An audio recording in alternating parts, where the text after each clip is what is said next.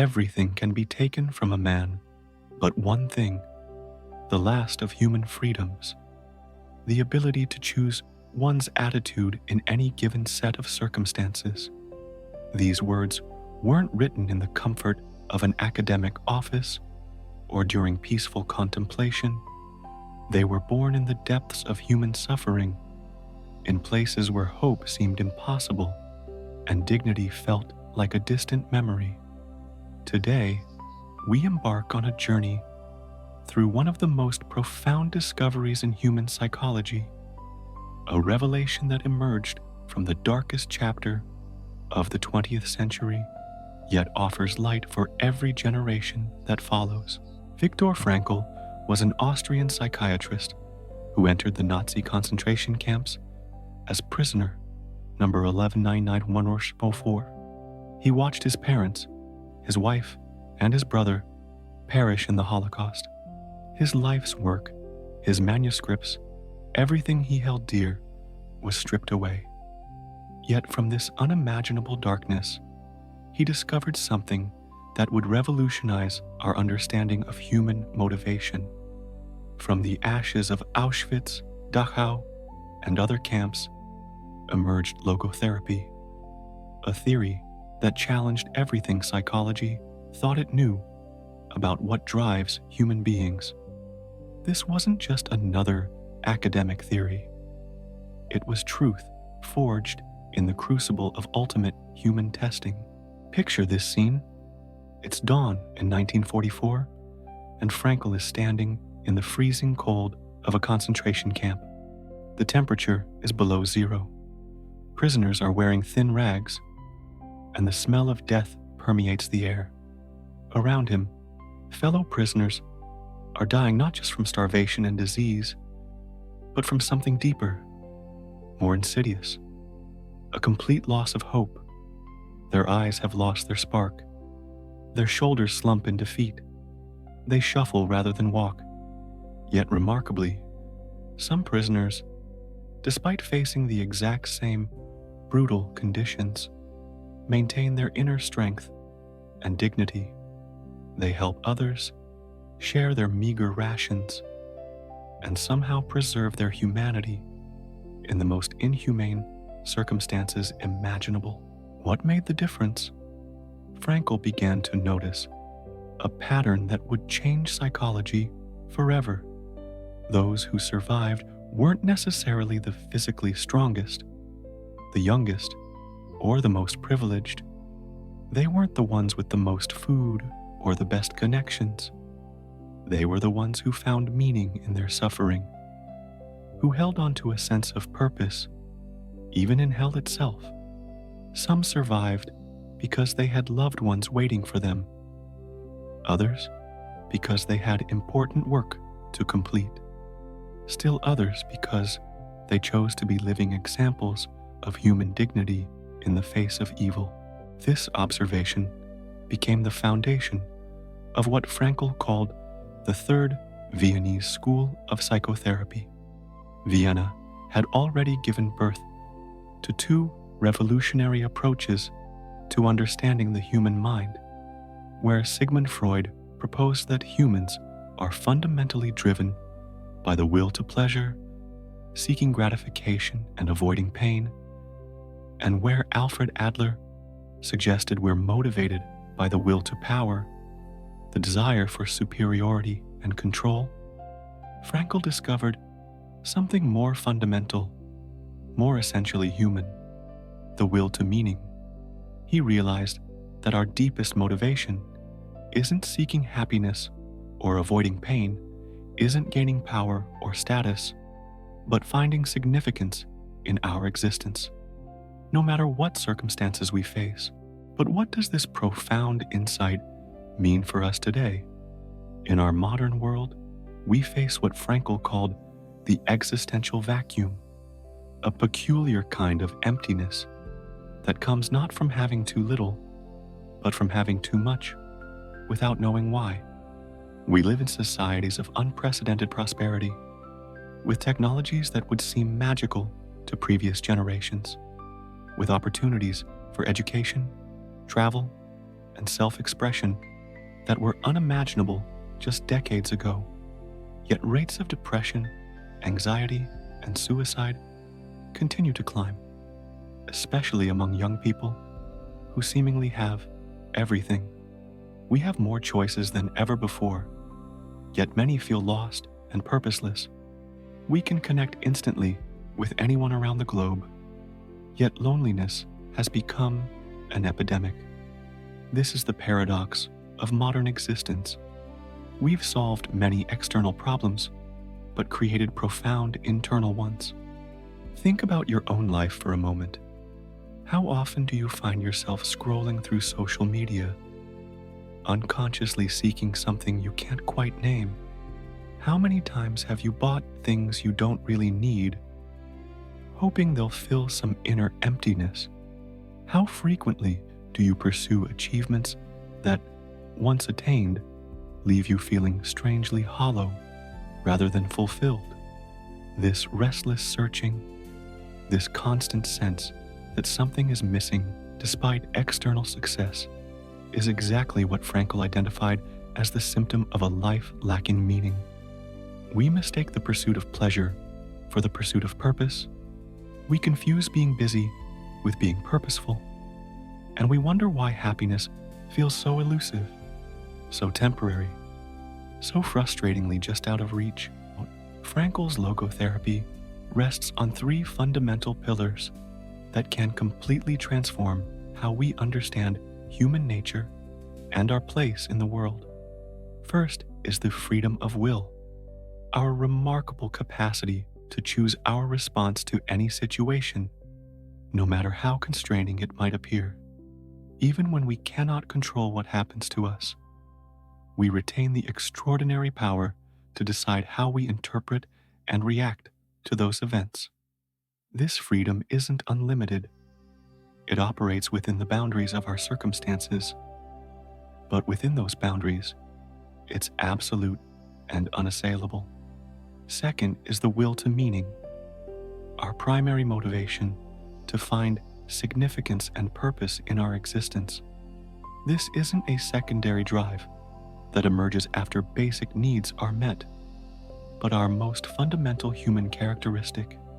Third is the meaning of life itself, the unique and personal mission that each individual must discover and fulfill, a calling that can't be delegated or copied from someone else.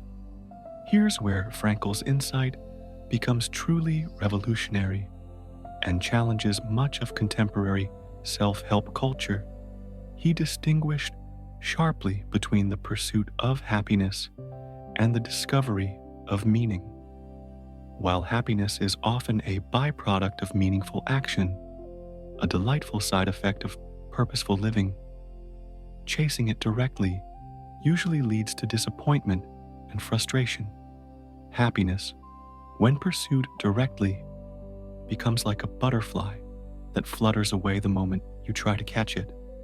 Meaning, however, cannot be given to us by others, purchased with money, or downloaded from the internet.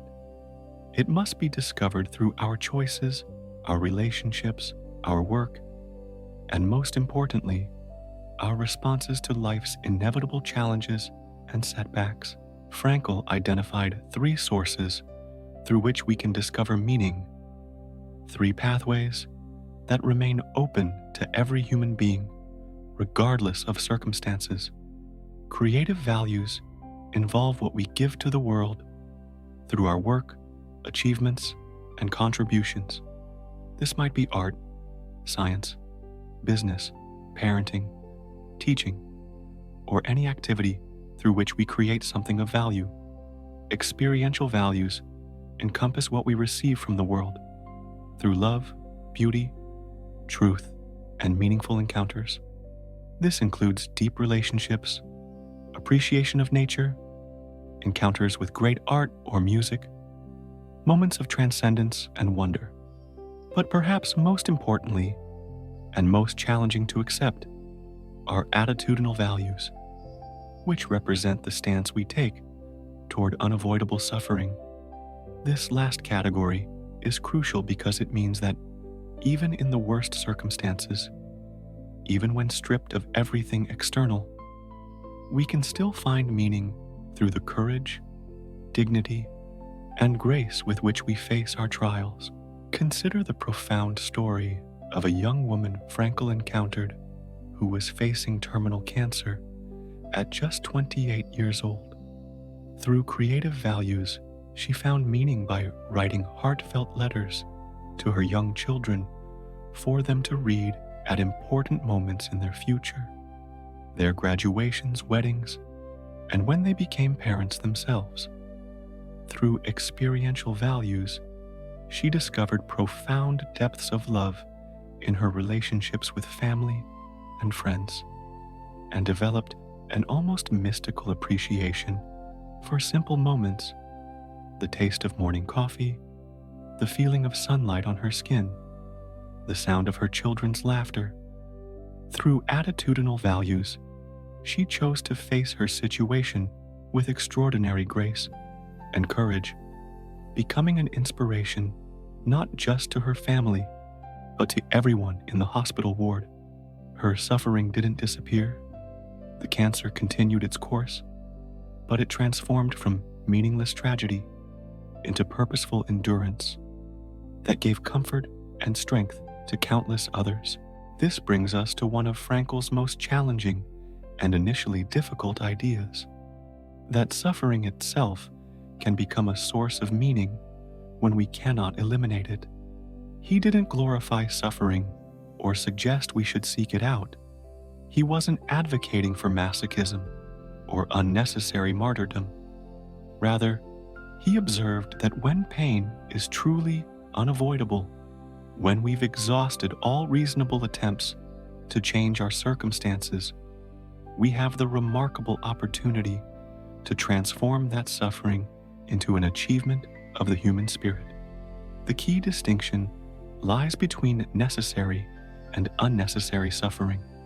We should absolutely fight against injustice, disease, poverty, and all preventable forms of pain. But when facing inevitable challenges, loss, aging, or death, we can choose how to carry ourselves through them, and that choice can become a source of profound meaning. In his clinical work after the war, Frankl developed specific therapeutic techniques that focused not on endlessly analyzing past trauma or simply modifying surface behaviors, but on helping patients discover their unique purpose and meaning. One approach, called paradoxical intention, involved encouraging patients to actually want or even exaggerate what they feared, thereby reducing the anxiety that perpetuated their problems. A person afraid of sweating in public would be encouraged to try to sweat as much as possible, paradoxically reducing their anxiety and thus their actual sweating. Another technique, dereflection, helped people stop obsessing over their symptoms by redirecting attention toward meaningful goals and values beyond themselves. Modern neuroscience has begun to validate many of Frankl's profound observations in remarkable ways. Research on neuroplasticity shows that our brains literally rewire themselves based on what we repeatedly focus on and value, creating new neural pathways that support our chosen perspectives and behaviors. Studies on well-being consistently find that people who report high levels of meaning in their lives show greater resilience to stress, better physical health outcomes, stronger immune systems, and more sustainable forms of happiness than those who merely pursue pleasure or try to avoid pain. The research confirms what Frankl observed in the concentration camps. Meaning is not just psychologically beneficial, it's literally life-sustaining. Perhaps the most relevant application of Frankl's work concerns our current digital age and its unique challenges. We live in a time of constant stimulation, instant gratification, and endless distraction. Social media promises connection, but often delivers a hollow substitute that leaves us feeling more isolated than before. Consumer culture promises fulfillment through acquisition, but often delivers buyer's remorse and cluttered lives. Dating apps promise love, but often reduce relationships to superficial swiping. The very technologies designed to make our lives easier and more connected sometimes make finding genuine meaning more difficult by fragmenting our attention and encouraging shallow engagement with life's deeper questions. Yet Frankl's message remains profoundly hopeful and practically relevant. He insisted that life never ceases to have meaning, that even in our darkest moments, even in our most mundane daily routines, purpose can be found and fulfilled. This doesn't mean that finding meaning is always easy, or that we should minimize real suffering and genuine challenges. Instead, it suggests that within each of us lies an unassailable core of freedom, the ability to choose our response to whatever life presents, and that this freedom is the foundation upon which meaning is built. The implications of this perspective are truly staggering when we fully grasp them. It means that no matter how limited our external circumstances might appear, we retain the capacity for inner transformation and growth. It means that our problems and challenges, rather than being merely obstacles to overcome or avoid, might become the very raw materials from which we construct meaning and purpose. It suggests that the question isn't whether life has meaning in some abstract, philosophical sense, but whether we're willing to discover and fulfill the meaning that's uniquely ours, the purpose that only we can accomplish. As you reflect on your own life and the choices before you, consider what moves you most deeply and authentically. What activities make you completely lose track of time because you're so absorbed and engaged? What causes would you defend or support even if it cost you something significant? When have you felt most fully yourself, most aligned with your deepest values? What legacy would you want to leave behind? These questions point toward your own sources of meaning, your personal answer to the call that Frankl heard even in the concentration camps, the call to live with purpose and dignity, regardless of circumstances. The beauty of Frankl's discovery is that it's simultaneously universal and utterly individual. While all humans share the fundamental need for meaning, each person's path to significance is entirely unique and cannot be replicated. Your purpose cannot be copied from someone else, or downloaded from a self-help book, or borrowed from a motivational speaker. It must be lived, discovered through the daily choices you make, the relationships you build and nurture, the work you pour yourself into, and crucially, the attitude you choose when facing life's inevitable challenges and setbacks. Remember, Frankl's message isn't about toxic positivity or pretending that suffering doesn't matter or that we should simply think our way out of genuine problems. It's about recognizing that within the human spirit lies an extraordinary capacity for transformation and transcendence. That meaning can be found not despite our struggles, but sometimes precisely because of them. When we align our lives with something larger than our immediate desires, fears, or comfort, we tap into a source of strength and resilience that can sustain us through virtually anything life might present.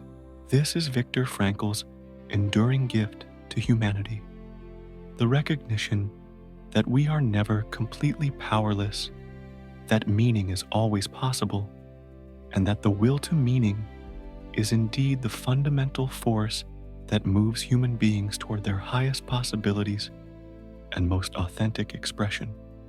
In a world that often feels chaotic, meaningless, and overwhelming, this insight offers not just hope, but a practical, tested path forward toward a life of genuine significance and unshakable purpose. If this exploration of Viktor Frankl's profound insights has resonated with you, I encourage you to subscribe to our channel, like this video, and share it with someone who might benefit from this message. Because as Frankl himself said, those who have a why to live can bear with almost any how. Together, we can help more people discover their own why and find the strength to keep moving forward with purpose and dignity.